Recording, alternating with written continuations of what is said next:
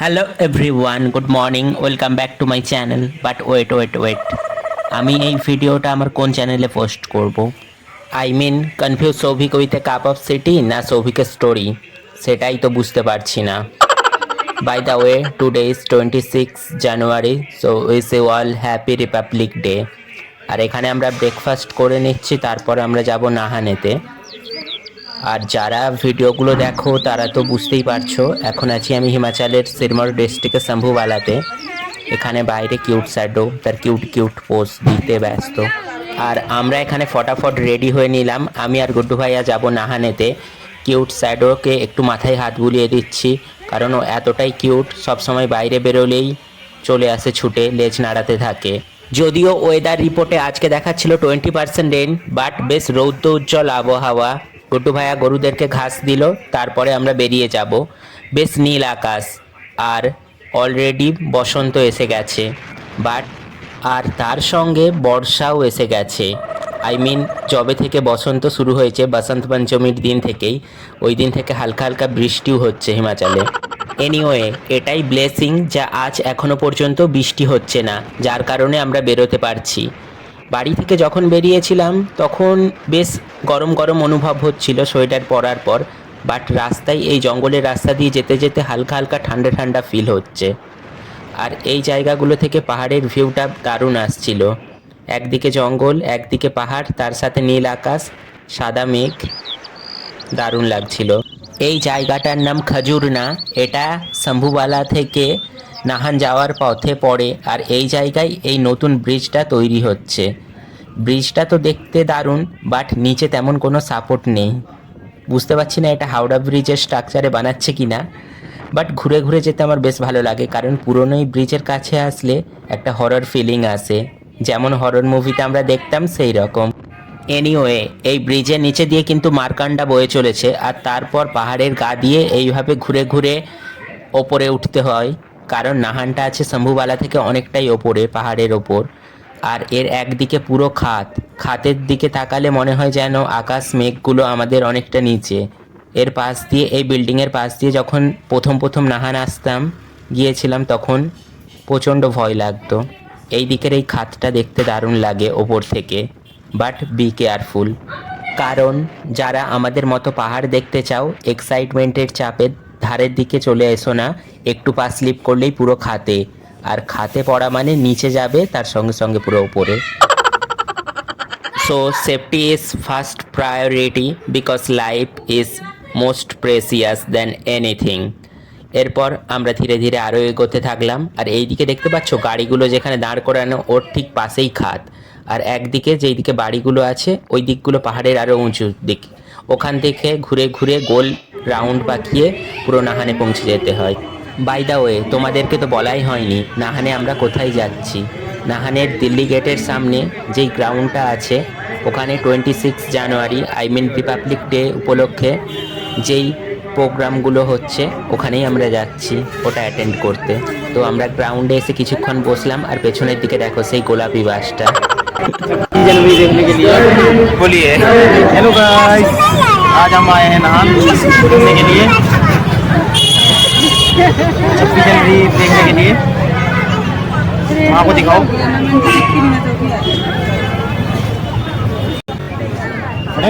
Blog की सब actually Guddu ভাইয়া ওখানে আমাকে ন্যাশনাল ফ্ল্যাগের ফুটেজটা নিতে বলেছিল, বাট যখনই আমি ভিডিও বানাই তখনই ফ্ল্যাগটা হাওয়াতে ঠিকঠাক মতো ওড়ে না। এরপর এখানে পারফরমেন্স শুরু হয়ে গেল। প্রথমে হচ্ছিল এই পাহাড়ি নাটি, যেটা এখানে হিমাচলের ট্র্যাডিশনাল একটা ফোক ডান্স। আর যারা এখানে পারফর্ম করছে তারা সবাই এখানে স্কুলের স্টুডেন্ট। নাহানের এই প্রোগ্রামে বিভিন্ন স্কুলের স্টুডেন্টরাই এখানকার পারফর্ম করছিল। আমার তো দেখতে বেশ ভালোই লাগছিল, আই শুটিং লাগছিল। এনিওয়ে, টাইমের তো কোনো হুঁশ ছিল না, বাট আমরা যখন এসেছি তখন প্রোগ্রামগুলো অ্যাটেন্ড করব আর আমি ভিডিও বানাবো, এটাই ভেবে এসেছিলাম। এর মধ্যে আমাদের ন্যাশনাল ফ্ল্যাগটাও দারুণভাবে উঠছে। मिश्रण प्रस्तुत करने जा रही है, तो आइए चलते हैं हिमाचल की ओर। तैयार तू चलाओ, पानी भरने जाना कुड़ियों। ओ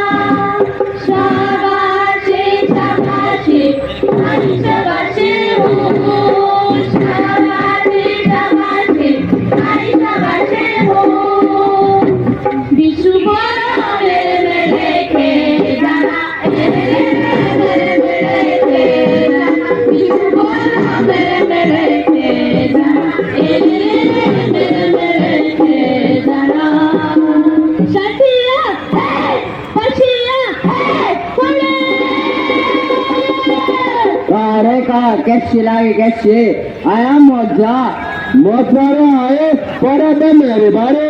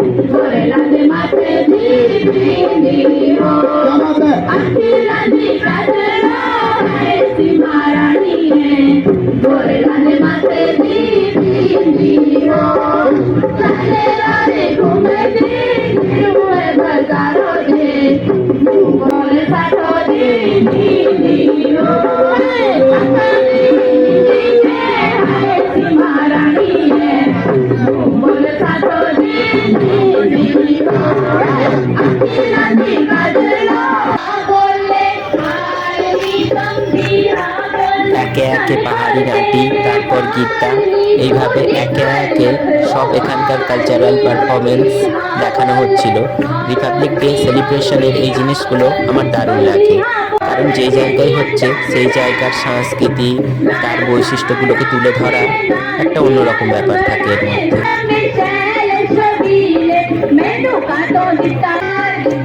তখন অলমোস্ট ঘড়ির কাঁটায় বাজে ওই 1:10-15। মানুষজনের ভিড়টাও ছিল প্রচণ্ড। গ্রাউন্ডটা বেশ বড়, চারপাশে বড় বড় বিল্ডিং, ঘরবাড়ি, রাস্তা সবই আছে, আর একপাশে পাহাড়ের পুরো খাল। আরও একটা জিনিস যেটা আমার খুব নজর কেড়েছে সেটা হলো এই কালচারাল পারফরমেন্সের সাথে সাথে এখানে একটা পার্ট ছিল জিমন্যাস্টিকের, যেখানে এখানকার স্কুলের স্টুডেন্টরাই পারফর্ম করছে। বাট খুব দারুণ লাগছে ব্যাপারটা। হালকা রোদ, তার ওপরে ন্যাশনাল ফ্ল্যাগ হালকা হালকা হাওয়াতে উড়ে যাচ্ছে, আর এই ধরনের সব পারফরমেন্স।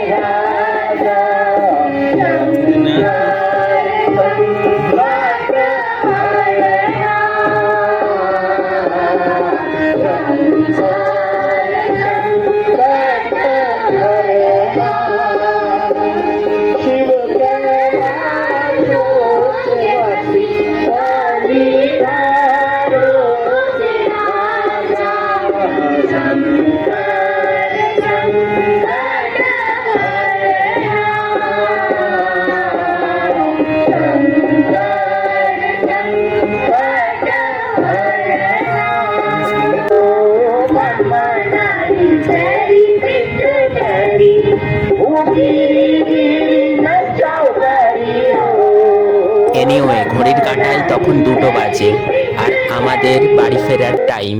কারণ অনেকক্ষণ ধরে এখানে পারফরমেন্স দেখেছি, ভিডিও করেছি, বাট এখন যা রোদ বেরিয়েছে এরপর এই রোদটা সত্যি খুব চড়া মনে হচ্ছে। তাই আর একবার মাঠের চারপাশটা ভালো করে দেখে নিলাম। আর পেছনের দিকে ওই বিল্ডিংগুলো দেখতে পাচ্ছ, ওটা কোনো এক রাজার মহল ছিল। তারপর একটু ঘোরাফেরা আর বাড়ি ফেরার জন্য বেরিয়ে পড়লাম।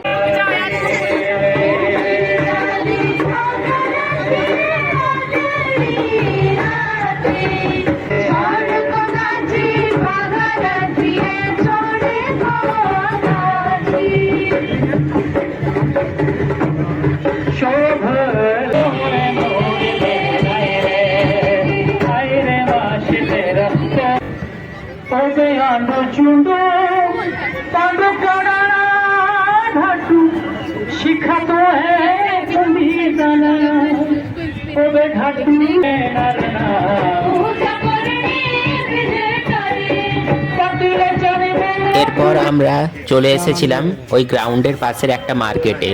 যদিও বাড়ি থেকে আলুর পরোটা খেয়ে এসেছিলাম, তাই খিদে তেমন পাচ্ছিল না, বাট তবুও যখন এসেছি একটু মার্কেটটাও ঘুরবো, কয়েকটা জিনিস কেনার আছে ওগুলো কিনবো। আর এই বাড়িগুলো দেখতে পাচ্ছ, এটা অ্যাকচুয়ালি কোনো বাড়ি নয়, অনেক পুরনো কোনো একটা রাজার মহল ছিল। এখানে আমরা ব্রেড পকোড়া, চা খেলাম আর কিছুক্ষণ ওয়েট করলাম, চারপাশে দেখছিলাম। আজ নাহানের অনেক বাজারই অনেক দোকানই বন্ধ ছিল। দেন আমরা এগিয়ে যাচ্ছি দিল্লি গেটের দিকে, কারণ আমাদের স্কুটিটা ওখানেই রাখা আছে। আর এই দিল্লি গেট এটা একটা হিস্টোরিক্যাল প্লেসও বলা যেতে পারে। এটা অ্যাকচুয়ালি দিল্লি গেট নাম হলেও আছে হিমাচলের নাহানেতে। ওয়েট, এটার হিস্ট্রিটা একটু আমি বলছি। অ্যাকচুয়ালি এই দিল্লি গেট তৈরি করেছিলেন রাজা শামসির প্রকাশ 1877-এ, যখন লর্ড লিটন এই জায়গায় এসেছিল। এই লর্ড লিটন সম্ভবত কোনো ব্রিটিশ কর্মকর্তা ছিল সেই সময় এখানকার। তো সে আসার উদ্দেশ্যেই এই গেটটা বানানো হয়েছিল। এটা অ্যাকচুয়ালি কোনো গেট নয়, এটা একটা হিস্টোরিক্যাল মনুমেন্ট বলা যেতে পারে, যার 4টে স্তম্ভ আছে আর সবার ওপরে আছে একটা বড় ঘড়ি, যেই ঘড়িটা আগে চলতো। আর যদি তোমরা ইন্টারনেটে সার্চ করো তাহলে হিমাচলের নাহানেতে দিল্লি গেটের জায়গায় লিটন মেমোরিয়ালস বলেও কোনো কিছু দেখতে পাবে, কারণ দিল্লি গেট বা লিটন মেমোরিয়ালস দুটো নামেই এখানে বলা যায় এটাকে। দেন আমরা গাড়িতে পেট্রোল ভরে শম্ভুবালার উদ্দেশ্যে রওনা দিলাম। আর এই জায়গা থেকে ভিউটা দারুণ আসছিল, পুরো মনে হচ্ছিল আমরা শম্ভুবালার ছাদে বসে আছি।